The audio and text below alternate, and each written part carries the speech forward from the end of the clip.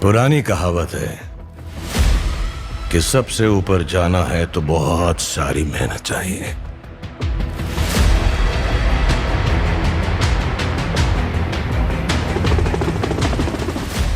लेकिन अगर सबसे ऊपर टिकना है तो मां की दुआ चाहिए।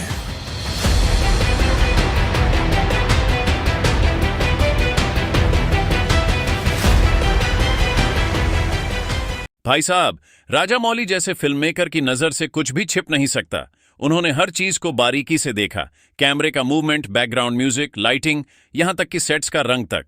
एक बड़े एक्शन सीक्वेंस में जब कैमरा 360 डिग्री घूमकर भीड़ और हीरो को कैप्चर करता है तो राजामौली अपने आप तालियां बजाने लगे। उन्होंने कहा, यह है मास्टर शॉट, यही वो विजन है जो फिल्म को कला बनाता है। म्यूजिक की बात करें तो हर बीट, हर धुन ने सीन को और जिंदा कर दिया। जब क्लाइमैक्स से पहले का गाना बजा, पूरा थिएटर झूम उठा। राजामौली भी पैर थपथपाने लगे। जैसे जैसे फिल्म अपने अंत की ओर बढ़ रही थी, राजामौली की सांसें तेज हो गईं। उनके चेहरे पर वही बेचैनी थी जो दर्शकों की थी, मानो वो भीड़ का हिस्सा बन गए हों। एक एक सीन के साथ हॉल की धड़कनें तेज होती जा रही थीं। लोग अपनी सीटों के किनारे बैठ गए, किसी ने हाथ जोड़ लिए तो कोई लगातार सीटी बजा रहा था। और राजामौली, वो बस स्क्रीन को घूर रहे थे। उनकी आंखें कह रही थीं, अगर ये फिल्म इसी जोश के साथ खत्म हुई तो ये सिर्फ हिट नहीं बल्कि इतिहास बनेगी। किंग का असर और एसएस राजामौली का समापन बयान। भाई साहब, फिल्म का आखिरी हाफ शुरू होते ही थिएटर का माहौल बिजली सा हो गया। लोग अपनी सीटों से टिक ही नहीं पा रहे थे। हर किसी की निगाहें स्क्रीन पर टिकी थीं, क्योंकि अब वो क्षण आने वाला था जो इस सफर को मुकम्मल करने वाला था। क्लाइमैक्स का तूफान। जब क्लाइमैक्स आया, पूरा हॉल हिल गया। हीरो की गूंजती आवाज, बैकग्राउंड म्यूजिक की धड़कन और भीड़ की चीख, सब कुछ मिलकर एक ऐसा तूफान बना जिसे रोकना नामुमकिन था। लोग अपनी सीटों पर खड़े होकर नाच रहे थे, कोई चिल्ला रहा था, कोई रो रहा था।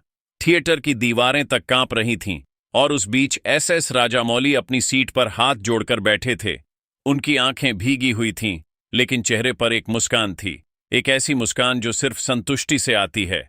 उन्होंने धीरे से कहा, यही है असली सिनेमा, यही है जनता की ताकत। फिल्म खत्म होते ही, क्रेडिट्स रोल होते ही पूरा हॉल तालियों और सीटियों से गूंज उठा। लोग बाहर निकलने को तैयार ही नहीं थे। हर कोई बस चाहता था कि यह सफर कुछ और देर तक चलता रहे। राजामौली खड़े हुए और दर्शकों के साथ तालियां बजाने लगे।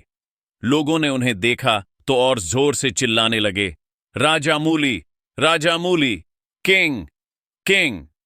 मीडिया से बातचीत बाहर निकलते ही मीडिया का हुजूम राजामौली के चारों तरफ जमा हो गया। पहला सवाल यही था, सर, किंग का असर भारतीय सिनेमा पर क्या होगा? राजामौली ने गहरी सांस ली और कहा, किंग सिर्फ एक फिल्म नहीं है, ये एक आंदोलन है। आज मैंने अपनी आंखों से देखा कि सिनेमा कैसे लोगों की आत्मा को छू सकता है। ये फिल्म आने वाले वक्त में इंडस्ट्री के लिए मापदंड बनेगी, इंडस्ट्री के लिए सबक। उन्होंने कहा, किसी फिल्म की ताकत उसके बजट में नहीं बल्कि उसकी ईमानदारी में होती है। किंग ने यह साबित कर दिया है कि अगर आप दिल से कहानी कहें तो जनता उसे अपने दिल में बसा लेती है। राजामौली का मानना था कि अब बाकी फिल्म मेकर्स को यह समझना होगा कि दर्शक सिर्फ दिखावे से खुश नहीं होते, उन्हें असली कहानियां चाहिए, असली जज्बात चाहिए, और यही भारतीय सिनेमा का भविष्य है। ग्लोबल पहचान। उन्होंने और जोड़ा, मुझे यकीन है कि किंग सिर्फ भारत में ही नहीं बल्कि पूरी दुनिया में अपनी पहचान बनाएगी। ये फिल्म भारत की ताकत, हमारी भावनाएं और हमारी कहानियां दुनिया के सामने रखेगी। बाहुबली और आरआरआर के बाद अब किंग वो नाम होगा जिस पर हर भारतीय गर्व करेगा। जनता की भूमिका। राजामौली ने अंत में जनता का जिक्र किया। उन्होंने कहा, आज मैंने देखा कि थिएटर में लोग हंस रहे थे, रो रहे थे, झूम रहे थे। यही जनता इस फिल्म का असली हीरो है। अगर जनता आपके साथ है तो कोई ताकत आपकी फिल्म को रोक नहीं सकती।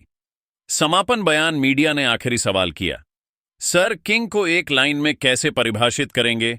राजामौली ने आंखों में चमक और दिल में गर्व के साथ जवाब दिया, किंग सिर्फ एक फिल्म नहीं है, ये एक आग है जो भारतीय सिनेमा को नई दिशा देगी। ये एक युग की शुरुआत है। उनके ये शब्द सुनते ही भीड़ ने फिर से नारे लगाए, किंग, किंग, किंग,